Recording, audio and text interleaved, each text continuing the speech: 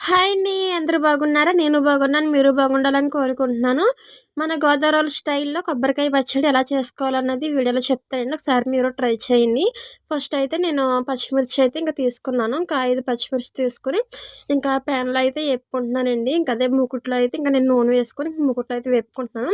ఇంకా కొబ్బరికాయ ముక్కలైతే పైన పెంక తీసేసి ఇంక నేనైతే చిన్న చిన్న ముక్కల కింద కోసుకొని కడిగి పెట్టేసుకున్నాను.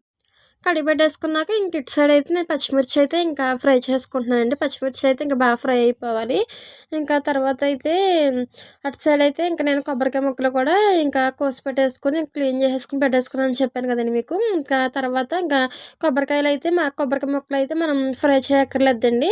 ఇంకా అవైతే నేను మిక్సీలో వేసేసుకుంటున్నాను. మిక్సీలో వేసేసుకున్నాక అప్పుడు ఇంక ఇటు సైడ్ అయితే నేను చింతపండు, వెల్లుల్లిపాయలు ఇంకా తర్వాత ఇంకా అవి తీసుకున్నాను. కొంచెం అదే నిమ్మకాయ సైజ్ చింతపండు, ఎల్లుల్లిపాయలు, జీలకర్ర తీసుకొని అవి కూడా నేను ఇంకా మిక్సీలో వేసేసుకున్నానండి.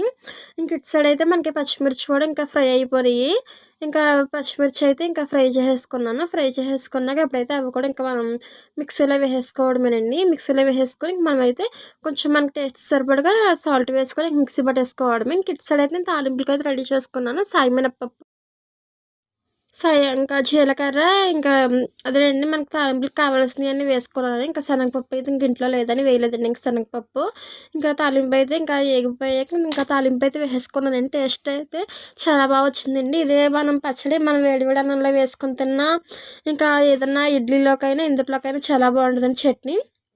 మరి వీడియో మీకు కూడా నచ్చిందని అనుకుంటున్నాను. నచ్చితే మటుకి లైక్ చేయండి, షేర్ చేయండి, సబ్స్క్రైబ్ చేసుకోండి. ఉంటాను మరి. బాయ్.